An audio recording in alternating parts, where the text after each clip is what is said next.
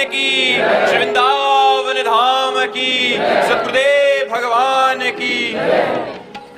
मौमिता राय जी, राधे राधे महाराज जी। महाराज जी, आप कह रहे हैं कि आपको बहुत डरावने सपने आते हैं, खंडर देखती हूँ सपनों में, मतलब किसी की मृत्यु के बहुत सारे सपने। नाम जप करते हुए सोया करो, पवित्र होकर के नाम जप करते हुए सोया करो तो अच्छे स्वप्न आएंगे। नहीं तो मन संस्कारों का पुंज है, जैसे हम आचरण करते हैं पूर्व जन्मों से लेकर अभी तक, वही स्वप्न में फेंकता रहता है। अब जैसे संत जन स्वप्न देखते हैं तो भगवान के स्वप्न देखते हैं, तीर्थों के स्वप्न देखते हैं, संतों के स्वप्न देखते हैं। ऐसा लगता है सोते ही रहो, जगो मती, यही देखते रहो। मन जो है जो उसके अंदर होता है, स्वप्न के समय वही फेंकता रहता है। सब मिथ्या है, कोई सत्य नहीं है। जब जागृत मिथ्या है तो स्वप्न तो मिथ्या है ही। उमा कहूँ मैं अनुभव अपना, सत हरि भजन जगत सब सपना। तो सपना कोई सार्थक वस्तु तो है नहीं। नाम जप करके सोया करो जी। योगेश खंडेलवाल जी, राधे राधे। महाराज जी, मोक्ष क्या है? समुद्र में जैसे तरंग प्रकट होती है वायु विकार के कारण, और वायु विकार नष्ट हुआ तो तरंग समुद्र में लीन हो गई, समुद्र बन गई। ऐसे ही आत्मस्वरूप परमात्मा स्वरूप जीव माया के विकार को ग्रहण करने के कारण जीव कहा गया। और जब त्रिगुणातीत माया रहित हो जाता है तो ब्रह्म स्वरूप को प्राप्त हो जाता है। अपने ब्रह्म स्वरूप को प्राप्त होना ही मोक्ष कहते हैं। मोनिष्का मुंबई से। श्री हरिवंश महाराज जी, आपसे सुना था कि श्री जी का वाहन दैन्यता है, तो फिर महाराज जी लालजू का वाहन क्या है? लालजू श्री जी कहने में दो है, जे दीन प्यारे वेद पुकारे द्रवौ सुश्री भगवाना। यही दरबार दीन को आदर रीति सदा चली आई। हमारे प्रिया प्रीतम को दैन्यता प्यारी है। दैन्यता ही हमारे लालजू को भी प्यारी है और प्रियाजू को भी प्यारी है। वाहन का मतलब होता है जिसके हृदय में दैन्यता होगी उसके हृदय में प्रभु विराजमान होंगे। अगर हम भगवान के भगवत स्वरूपों में जाते हैं तो फिर भगवान का वाहन गरुण है, ब्रह्मा जी का वाहन हंस है, महादेव जी का वाहन नंदिकेश्वर है, कार्तिक जी का वाहन मोर है, गणेश जी का वाहन चूहा है। वो अलग अलग फिर वाहन।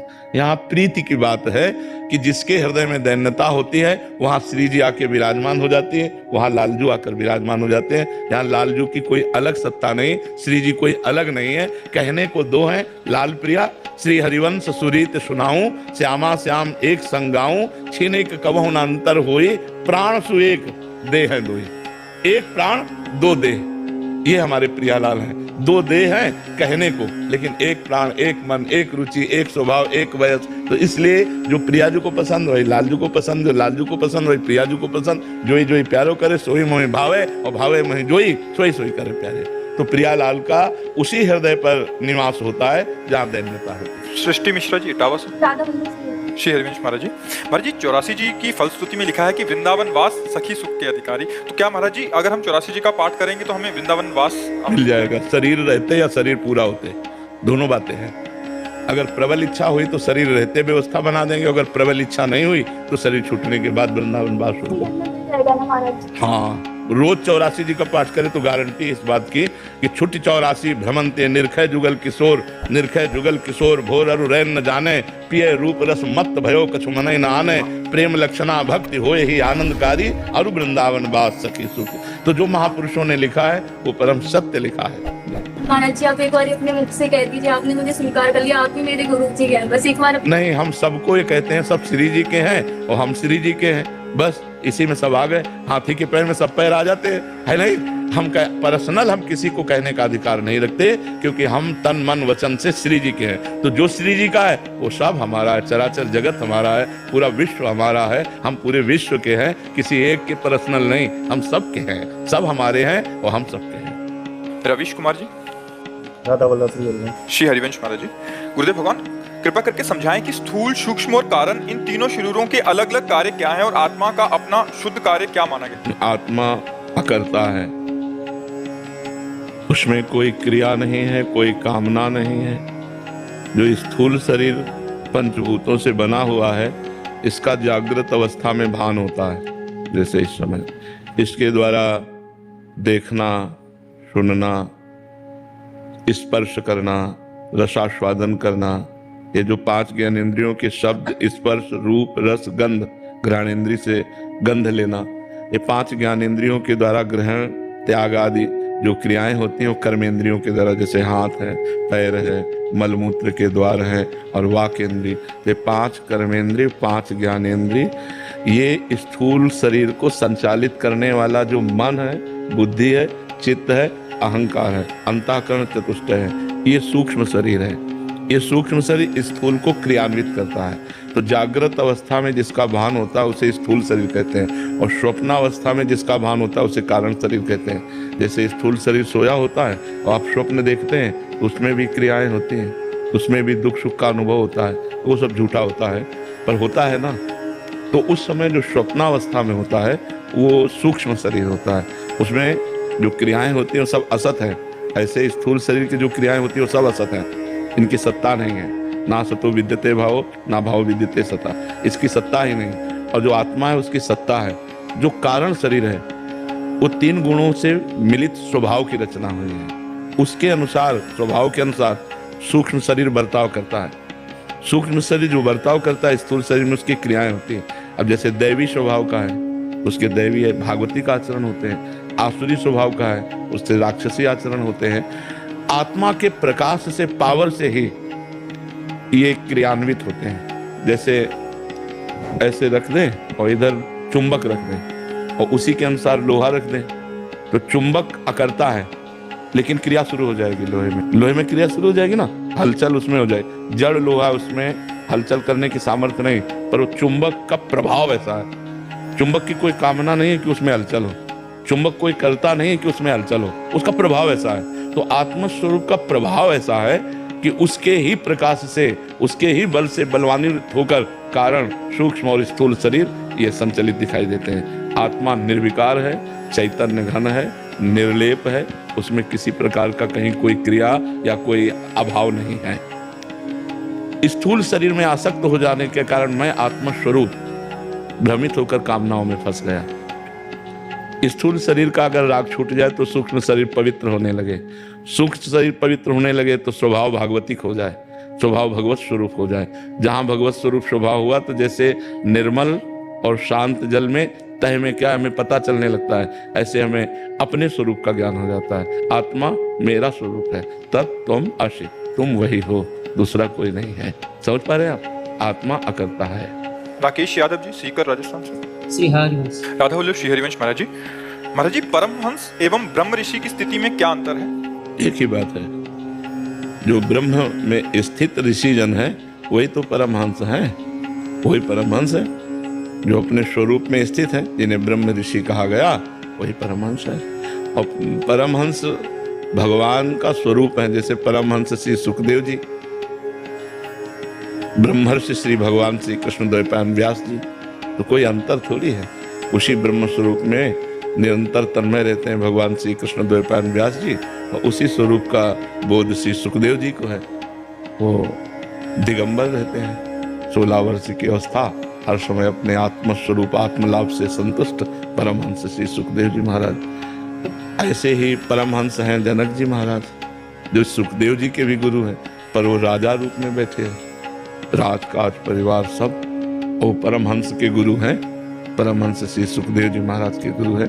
तो स्थिति जो आत्मस्वरूप में गाढ़ स्थिति है वही परमहंस स्थिति है। परमहंस किसी बाहरी वेश या बाहरी किसी परिवेश को नहीं कहते, परमहंस स्थिति होती है। तो वही जो ब्रह्म को तदात्म भाव से अनुभव कर लिए हैं वही परमहंस है, वही ब्रह्म ऋषि है। समझ पा रहे हो? कोई अंतर नहीं इसमें। केशव गुप्ता जी, हरदोई से। श्री हरिवंश महाराज जी। महाराज जी, हमारे अंदर यदि काम, क्रोध, लोभ, मोह आता है तो इसमें हम अपने आप को दोषी माने या फिर हर युगों के प्रभाव की भांति कलयुग का प्रभाव? नहीं, कोई कलयुग का प्रभाव नहीं है, ये हमारी गलती है। हम अपनी गलती छोड़। अब इस समय बोलो क्या कलयुग का प्रभाव है? इस समय आप बताओ क्या कलयुग का प्रभाव है? जहाँ हम भागवतिक वातावरण, जहाँ भगवान नाम कीर्तन, जहाँ भगवत चिंतन, वहाँ कहाँ कलयुग? अब कलयुग है उसके स्थान है, कलयुग के स्थान है मदिरा पीना, पर स्त्री गमन करना, हिंसा करना, जुआ खेलना, चोरी करना, परधन अपहरण करना, झूठ बोलना, यही सब है। अगर ये नहीं है तो कलयुग नहीं है। अगर ये है तो तुम्हारी बुद्धि भ्रष्ट हो जाएगी। इन दोषों से बचो।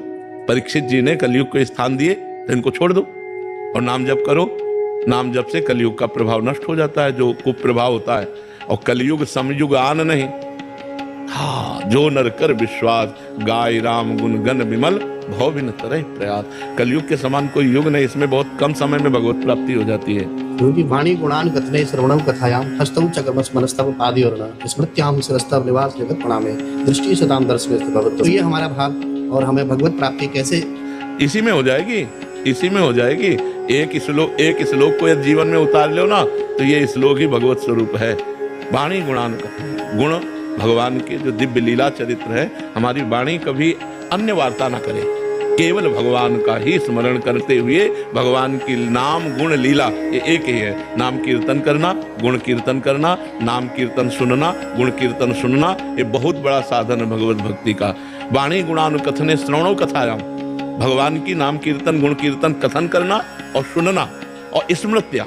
यदि हमारा स्मरण चल जाए तो जब हम कथन श्रवण करते हैं तो स्मरण वही बनता है जो हम कथन श्रवण करते हैं। यदि हम भगवान की लीला गुण का कथन श्रवण करते रहें तो हमारी स्मृति वही हो जाएगी और चराचर जगत भगवान का स्वरूप है, ये मान करके प्रणाम करता रहे। इससे बड़ा कौन सा साधन हो सकता है। निरंतर भगवान का नाम जप, गुणों का गायन और श्रवण और भगवान की स्मृति में तन्मय, सारा जगत भगवत स्वरूप है। सब प्रणाम नमस्कार करता रहे। जो सामने आवे जड़ चैतन्य, सब में भगवान है, निश्चित भगवत प्राप्ति हो जाएगी। एक भी संशय नहीं, एक श्लोक उतार ले भगवत प्राप्ति हो जाएगी। सुनील कुमार जी अफ्रीका से। राधे राधे। राधे राधे महाराज जी। महाराज जी, अध्यात्म मार्ग में सत्य क्या है? सत्य ही अध्यात्म मार्ग है। अध्यात्म मार्ग में सत्य क्या है? सत्य ही अध्यात्म मार्ग में सत्य क्या नहीं है? सत्य ही अध्यात्म मार्ग है। ना सतो विद्यते भावो, ना भाव विद्यते सता। सत्य का कभी अभाव नहीं, वही अध्यात्म है। सत्य ही अध्यात्म है और सब मिथ्या है। ब्रह्म सत्यम जगन मिथ्या। जो सत्य है वही ब्रह्म है, जो मिथ्या है वही जगत है। अध्यात्म ही सत्य है, सत्य ही अध्यात्म है। अध्यात्म में क्या सत्य है? नहीं, अध्यात्म ही सत्य है, सत्य ही अध्यात्म है। समझ पा रहे? ब्रह्म ज्ञान और ब्रह्म तत्व। शक्कर का बनाने की प्रक्रिया जान लेना और शरबत बना के पीना ब्रह्म ज्ञान है, उसकी प्रक्रिया को समझना। और ब्रह्म बोध है, उसको पीना, अनुभव करना। ब्रह्म ज्ञानी शास्त्रों मिल सकते हैं, लेकिन ब्रह्म बोध ये कोई बिरला ही मिल सकता है, जैसे आत्मबोध हो। वेदांत पढ़ के पढ़ा लिखा वेदांत का वर्णन कर सकता है, लेकिन वेदांत तत्व का अनुभव करने वाला कोई बिरला ही होता है। जो आत्मस्वरूप में स्थित निर्विषय निर्विकार सच्चिदानंद परब्रह्म परमात्मा के आनंद में निमग्न, वो कोई बिरला ही होता है। तो आत्म तत्व का ज्ञान बड़ा कठिन है, फिर भी सहज है। लेकिन आत्म तत्व का बोध ये बहुत बड़ी बात है। तत्व का ज्ञान होना और तत्व का बोध होना, इसमें अंतर है।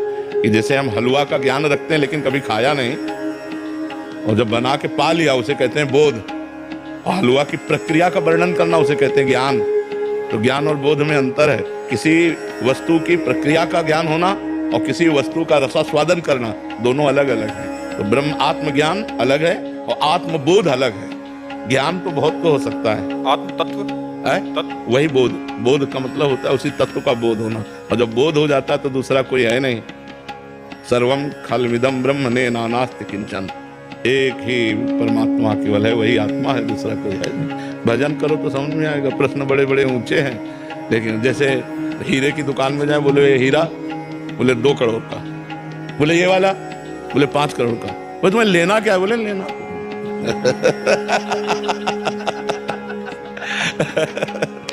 संत भगवान का प्रश्न है महाराज जी, ईश्वर की प्राप्ति कैसे करें महाराज? सबसे पहला उत्तर है प्रथम श्रद्धा। प्रथम हृदय श्रद्धा जो करे, आचार्य जन जाय अनुसरे। पहले श्रद्धा प्रकट करे और किसी महापुरुष का आश्रय ले।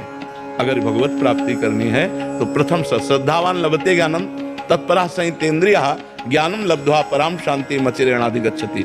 श्रद्धा प्रकट करे गुरुजनों के प्रति, संत महापुरुषों के प्रति, शास्त्र के प्रति। शास्त्र का स्वाध्याय और संतों का संग और उनकी वाणी से जो हमें ज्ञान हुआ उससे हम प्रयोग करें। अपने इंद्रियों को असत मार्ग से हटाकर सत मार्ग में चलाएं।